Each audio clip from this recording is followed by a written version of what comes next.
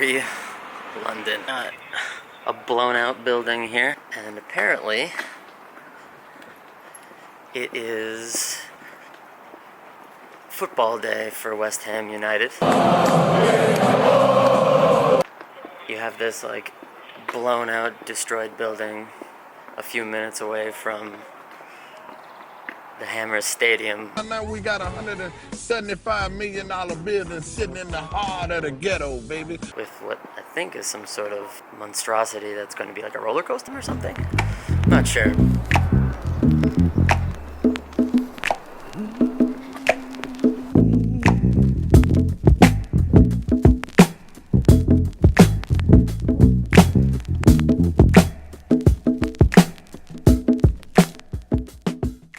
I came to play PLO, yet all I've played so far is Hold'em, and we are about to hit the gorgeous Aspers casino, which is apparently near this stadium. Let's see if we can get it. It's a little far. Whatever.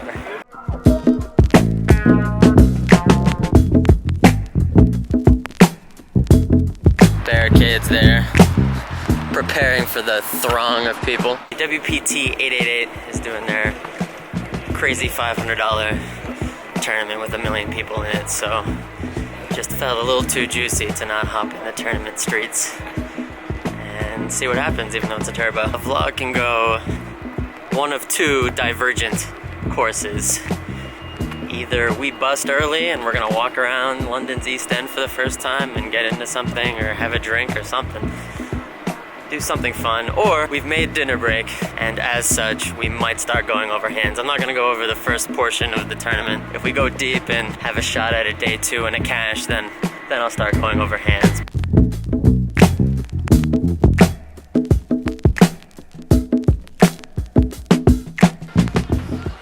I'm trying to hit the Aspers Casino. Is this in this structure or a different building? Apparently this joint is in a mall of some kind, an absolutely banged mall full of people. This is wild. It's like in the top floor of a mall. I just advise you, that is not acceptable, right? You need to off that, please. You can take picture of yourself in the mall, but you cannot take picture of the center like that. Well, my apologies, my friend.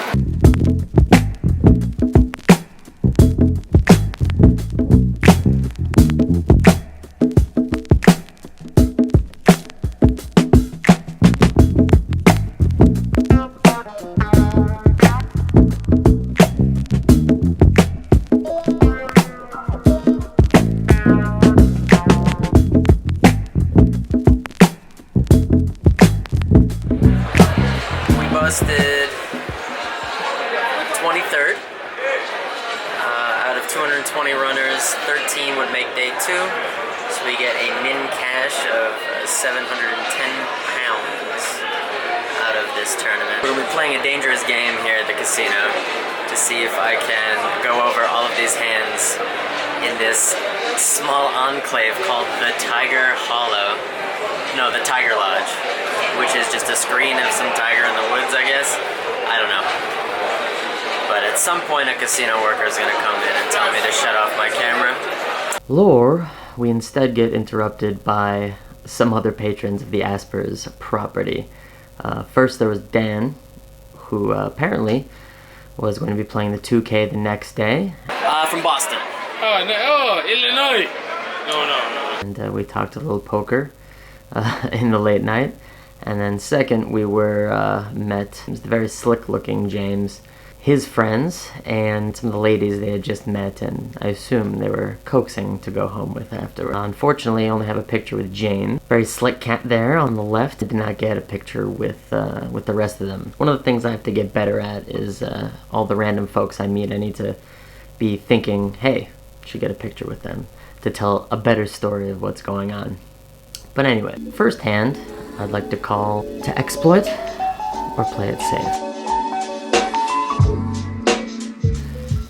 So we wake up on the button at blind levels of 600 and 1200 with a 200 chip ante with pocket nines. The middle position, who's You know, local guy, not one of the pros, still in the mix.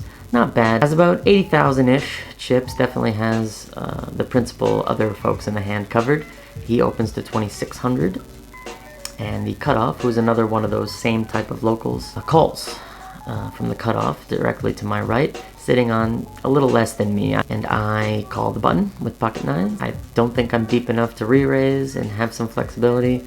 Definitely can't fold, so I think a smooth call seems like the move. We do that, both blinds fold, and we go three-way to a flop of Jack, 8, and 7. Middle position opener checks. The cutoff bets half pot, about 5,000 chips. One pair above us on the board, and we have a gutter ball to a straight. A guy like that betting definitely shows a bit of strength to some degree.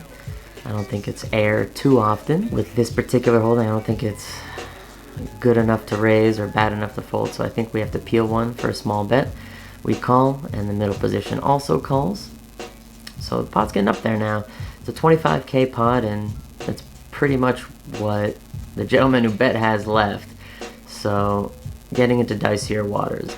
The turn is the 5 of diamonds. Another layer of straight opportunities for me. The middle position checks again, and the cutoff now checks. So this is where I wonder, as a pure exploit against two players who I can push off better hands, is it worth turning a hand with a decent amount of equity into a bluff? I don't know. I elect to check behind, keep everything small, and just take my free outs, because I assume I'm the only one with them for the most part. The river is the 4 of spades, which completes one of the 4 card straights, however not mine. It checks through again. Check. I decide not to put any more chips into the middle, just take my showdown, and the cutoff shows the Jack 10 of clubs, while the middle position says he had ace king, which I assume was truthful. We lose that pot, and it kind of got me wondering, for that many chips in the middle, is it worth making it exploitative, either bet on the turn to jam any river, or just straight up jam the river, assuming that their trepidation in putting all their chips in on a bluff catch would go through if you could fold top pair. Am I playing Monday morning quarterback on that because I lost the hand, or is it actually a spot? Maybe I just lost the least amount with a decent hand with decent equity, and I shouldn't be shooting myself in the foot over it. But like, if I just had some sort of bare suited ace that just kind of failed and didn't quite work out, maybe being that low when I know I'm going to lose 100% of the checkdowns, maybe jam there and don't jam my pocket nines. It's an interesting thing to think of. The tournament almost became like a 2016 World Series of Poker revival thing, which is kind of funny. At the dinner break, I was having a super quick meal and had all my stuff on a chair, and Andrew Christoforou, if you might remember from the 2016 World Series, he went super deep, happened to ask for the seat my backpack was on to quickly eat. I guess he was in the 500. I didn't see him later, so I assume he busted, but apparently he was in there, which was cool. And Will Kassouf was in the mix, the legend himself. 9 high like a boss. No half. Which was cool. I didn't have a chance to say hey. And Kenny Hollart, also, same, the last couple World Series he's went deep, was at my table, busted right before me. He was actually like 75% dead level of tired. Yeah, he looked like he wanted to be anywhere else but the table. That was when I just started getting back into poker, like as a recreational thing, was the 2016 World Series. I was watching it just bootlegged on YouTube, and like I was loving the Kassouf World Series, so to see all those guys was super cool. Kind of brought me back to that thing, which probably brought me to the poker vlogs, which now bring me here to you 50 people who will watch this. So I guess thanks to those guys. I should have told them that. I didn't think of it at the time. I should have told them. Hand 2. Blind levels of 1,000, 2,000 with a 300 chip ante. And we're in the big blind with 4, 7 of spades. And we are raised into from the hijack. An older guy, actually the only other American at the table, who seemed super competent, knew what he was doing, at least for my short interaction. Makes it 5,100, and we call. So data point number 1, to call or not to call? The next big evolution in tournament strategy is defending more in the big blind and calling in position more to raises against weaker competition or people who you can range more easily and therefore make better decisions and kind of chip up and win some pots that you may not otherwise, as well as flop huge against big hands that have to commit and then win huge pots as well. So, does this hand fall into that? Is my question. Should I be sticking to maybe one gappers? Or is this good enough with all the pot odds we have and all the free antes to make this call? Or maybe I'm not good enough to navigate these spots and it's smarter and better for my expected value to steer clear, at least for now. Anyways, we call. Flop is 10-3 deuce rainbow, giving us a backdoor. We check. They downsize. The villain downsizes to 5,000. And we elect a call. Data point number 2. Should I be calling my 7 high with only backdoors at the moment? I elected the call because I feel like the flop misses him a lot. I can turn a bunch of equity, and then on any check turn, which I think happens often enough, I can stab a lot of rivers. And I thought this was a cheap way to do that, kind of telling a long story with my hand. Maybe I'm just overthinking it, and it's just like, I don't know, bad call.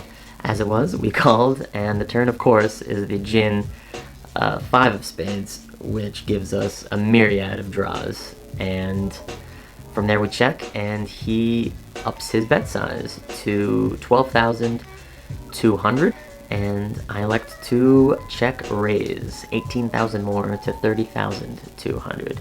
Data point number 3. Is this a good check raise? Should I just take the pot odds and stab rivers, or should I check raise and see if we can get him off high cards or bluff? I don't know. If I do raise, should I size more to scare him off? I thought it made sense. I thought it would tell the right story. And for me, it was always a one-street bluff. I don't think I was going to ever push any river that didn't hit me. You know, so maybe that's flawed logic. I don't know. You know, let me know. Let me know below. Let me know below. As it was, he called after a short tank, 10 seconds maybe, and then he called. So, pot's getting pretty big. We only have about a pot-sized bet left. And like I said, I was never betting because I would have to shove to do it, and it just didn't make sense. River, we brick out. I forget the exact card because I was so into the hand and then thinking about the spot afterwards, but I believe it was a queen. Queen of diamonds is in my head. Could have been a jack of some kind, but anyways, we miss, and I think it was a picture card.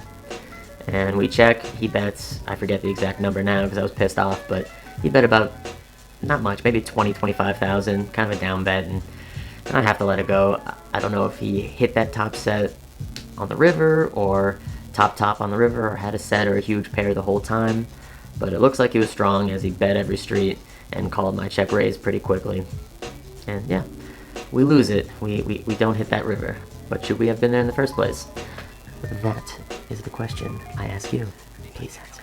That was the tournament. Fun. I don't know how many of them I'll do. Till then, hope you enjoyed it. Well, let me know if you did or didn't, and hit me up, like, personally, because I will certainly hit you back, and I'd love to get the feedback, kind of like I did with the last one. I hope I'm getting better at this, and any feedback, even troll-worthy feedback, I don't care about. I have thick skin, so hit me on the next one. A little more London action coming your way, so peace.